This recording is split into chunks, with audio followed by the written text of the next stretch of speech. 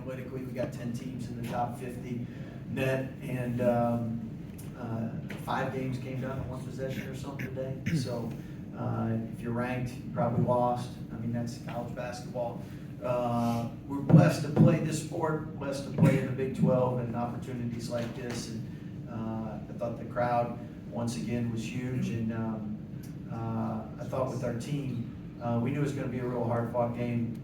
But when you shoot 5 for 20, we've had 2 Big 12 games we haven't shot well and won. And that's, as a coach, you're pleased with that. Now we'll go back and find, were they good shots, not good shots, and try to improve that. But huge win, and thank the crowd. Scott, we talked to you about your team's defense earlier this week and how it was progressing. What did you think about it tonight? Because it seemed like it was huge in your comeback and in the zone especially. Well, you hold teams to 27 and 32 points. You got to be. It's not an offensive. I mean, it's not a defensive problem. So, Cincinnati, elite rebounding team, and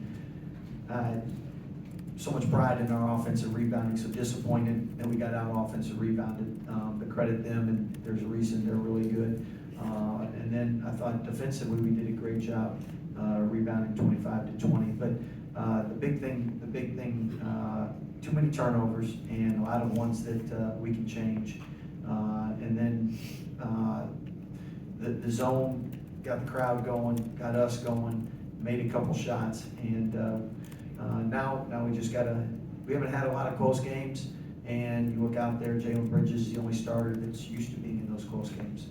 And it hit me when I was thinking about, like, we were going over game-ending stuff, and it's a little different when it's a packed arena in a Big 12 game on a game-ending time than it is in an empty Farrell Center, and you're just going through stuff. Coach, you just touched on it a little bit, but an overtime win in Stillwater, a tight one to BYU, then tonight, a close one coming down with the wire at the end.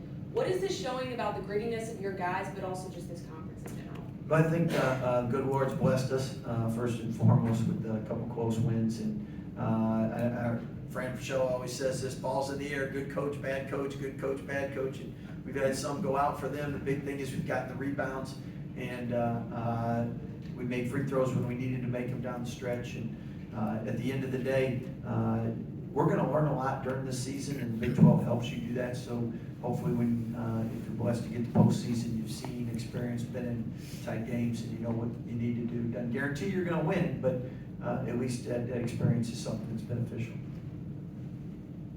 Scott, Jacoby went scoreless for about 25 minutes, and then he ends up with 14. Well, what did he do to maybe get more points and more chances?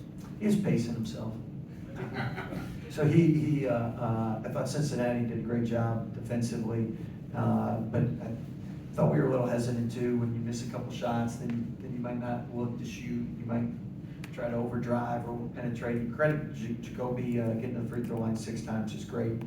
1 for 6, so he's a shooter. He knows if he's feeling it or not. And I know the last 3 he made was a big one when he made it. Scott, speaking of him, there was a time he had that loose ball tied up and they got possession. He had been struggling. You stopped him and said a couple of things to him. Was that to kind of just get him to calm down? No, I told him to call timeout. So I'm yelling timeout. He's the one that's got to call it. So again, just being in those situations, and it's a little different when it's a packed arena, national TV, Big 12 game. I mean, Jacoby 7 rebounds. We don't win without that. Scott, Dan Skilling's finished with 24 points tonight to lead all scorers. Can you just talk about his performance and describe how he gave you problems? Yeah, he gave us a lot.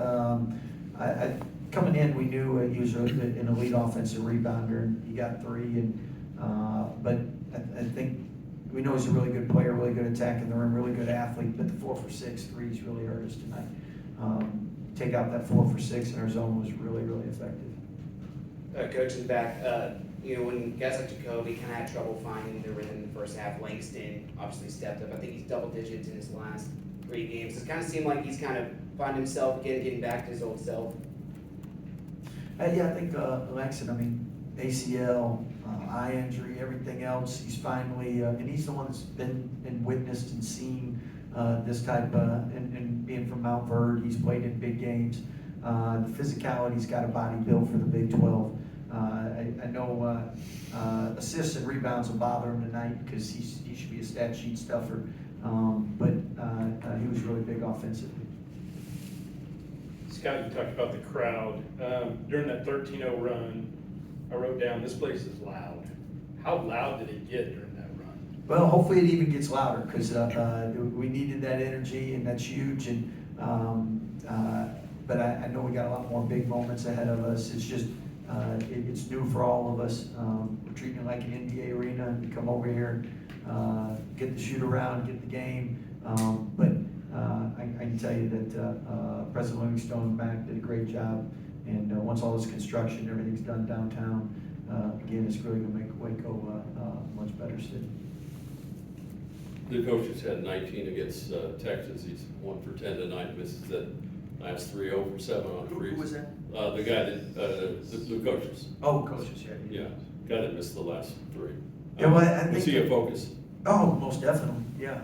Coming in, I mean, he had a great game against Texas all year long. He's been good. One thing is against Texas, he did it for me, did it for mid-range, but he passed the ball too. So he's an offensive weapon, and I thought our guys did a good job trying to make everything difficult for him. Scott, I know y'all are changing maybe your travel plans a little bit to get ahead of the weather to go to K-State. I think this is the last time we'll talk to you before that game. First of all, just being tied, for the lead in the Big 12, that's got to be nice. And then, going up against your old buddy, Coach Tang, I mean, what do you expect there? A lot of snow, a lot of ice, and I'm glad that we get to spend longer up in Manhattan. But Coach Tank does a great job. K-State fans are great. It's another Big 12 game, and I know they had a tough loss today, but going into today, Coach Mack, Coach Tang, both undefeated, doing a great job with their programs.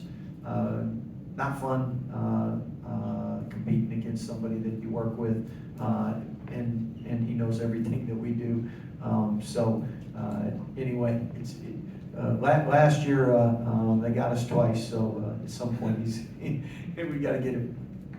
Coach, earlier this week you talked about how the hostile environment here, how loud it is prepping you for those hostile environments on the road. So you're going to Manhattan. How do you feel that maybe, playing in this loud atmosphere is prepping you to go up against that kind of environment? Yep, playing against Michigan State, playing against Duke, I think that really helped us for the Big 12 because those two environments were rocking, and obviously very good teams. So now it's a situation where in the Big 12, especially teams like K-State that know you so well, players got to make plays because there's not a lot of cheap buckets, a lot of easy buckets.